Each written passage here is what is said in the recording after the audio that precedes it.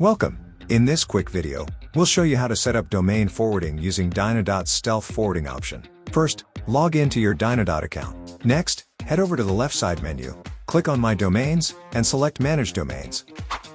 Then, check the box next to the domain you want to forward. After that, click the Action button and choose DNS Settings from the drop-down list. On the DNS Settings page, open the top drop-down menu and select Stealth Forwarding.